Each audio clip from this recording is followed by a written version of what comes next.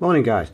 If you put in Britain First or Tommy Robinson or any of the right-wing names that we know in the UK into Google or into YouTube, this top item is always one of the first things that comes up. Britain First, setting the stage as, quote, the most dangerous far-right party. God, it sounds very dramatic, that, doesn't it? Very, oh man, did he walk around with pump-action shotguns under the vests or in the boot of the cars? Well, no, I don't think they do. This is all to promote this religion of peace. Yes, this false narrative which all the left wing and mock the left and all the rest of them and reports Britain First on Facebook and all the rest of these far left Marxist left wingers who've never read a word of the Quran want to promote to you. They want to set the stage where they're potentially dangerous. Well, let me tell you that other than a couple of arrests for swearing at 4 gang rapists recently, they've never been in trouble. They've never been in serious trouble at all. At least a lot less than most people. I mean, most of these lefties, as we know, these Antifa, these people that are quite willing and it's quite acceptable in their ideology to use violence upon old people, upon veterans, upon Trump supporters. We've seen this in America. All Antifa now, anyone associated with Antifa in the US are now classed as terrorists. This is a fact. They are domestic terrorists in the USA. So all the people that run around throwing bricks and bottles and even, I dare say, members of the BBC and certainly members of the cheating unions and the Social Security unions, Unite, they actually pay for the buses. They actually pay. Some Labour Party money actually pays for the buses for these thugs to go around throwing bottles at people like Jada Franson here. See, I understand that a lot of these guys in Antifa and the far left and teachers, and a lot of them are teachers and nurses. I've known this, I've actually seen it on their profiles, attacking these biffers. That's what they call biffers, which I quite like actually. Although it's meant to be derisive, I actually quite like it. Being an older mindset. Reminds me of the comic days. Well, there's nothing comical or comedians about Antifa. No, nothing at all. We will know there's numerous cases where Antifa have covered up jihadi crimes, have done some terrible things, as I say, have beaten up and sprayed urine over American veterans, Vietnam veterans that have seen their mates die for the country. You see, it's quite okay calling these people, they've got this mindset that these are evil people and they're acting for the victims, but the people are acting for mainly are the mass migrants, the jihad invasion, the people that commit taqiyya. These are lies from a certain ideology to fool Westerners into thinking that a certain ideology isn't brutal and racist and supremacist, when in actual fact it certainly is. See, none of these university people, none of these lecturers, none of these teachers, I'm sure they're very good in their own field, or working as nurses, I know one or two, none of them know anything about the ideology other than what they've been indoctrinated with at university. Oh, it's so peaceful. Their prophet was, the best, wonderful person. He was gentle to everyone. All his people loved him.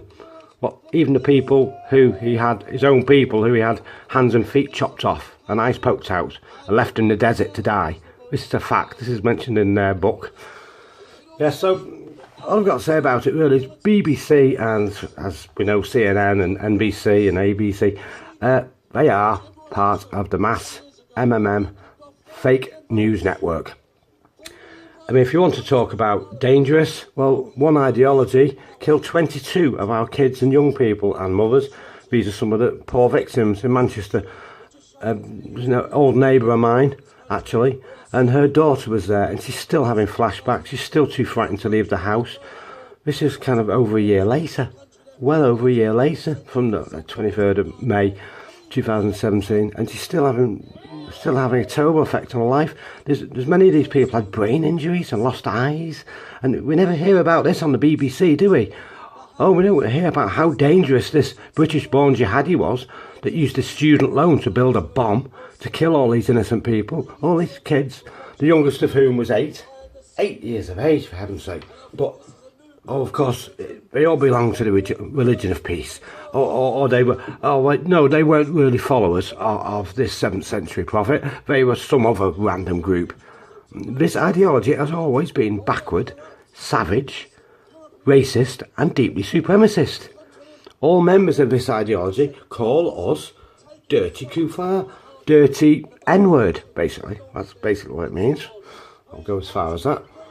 I mean, you can call these people all you want. They may be, they may be misled. You may say that, they're barking up the wrong tree, or they're adopting the wrong approach by exposing all these mass Muslim rape gangs. But the fact is, they are not dangerous and never have been. Whereas obviously, this Mr. Abidi, this Salman Abidi, that walked into the Manchester Arena with a powerful Middle Eastern built or planned bomb, I would say he's pretty damn dangerous, wouldn't you? But as far as the BBC goes, BBC are just part of the fake news network. I mean, this is absolute conjecture and fake news. I mean, point out to me what crimes Britain First have done. Point out to me what crimes Tommy Robinson have done. Certainly, compared to the followers of one ideology, have murdered thousands. Every year in the Middle East, we see the Ramadan bombathon, and like 30,000 people are killed. I think it was a bit lower than usual last year, and they've been killing each other. Sunni has been tormenting and killing Shia, and Shia getting back at Sunni, just like the old Northern Ireland conflict, for 1,500 years. Why? Why? Have they been terrible enemies? No, because they pray a bit differently. That's the reason millions of people. And this religion of peace, which the BBC loves so much and promotes so much and covers the crimes and these mass paedophile gangs operating at takeaways and unchecked taxis. Yes, but BBC and such like media outlets are the biggest ones to cover it up, because it's not their kids getting attacked. No, they're still on their £200,000 a year, aren't they? So BBC, CNN, ABC are just fake news. Absolutely fake news. I mean, this video, I won't play it because I've just had one took off regarding on this subject. Allegedly showing a few seconds of this is copyright. Well, that's the latest excuse. It's usually hate speech or against community guidelines. That's telling the truth now. In the UK, is against community guidelines. Telling the truth of a barbaric, savage ideology that's invaded and overwhelmed kind of about 60 countries at least, that killed 250 million people. Yeah, telling people the truth, as you had, is against community guidelines, and telling people true facts from the Quran, like how they're instructed to kill us and steal our kids and steal our houses and steal all our wealth, is apparently hate speech.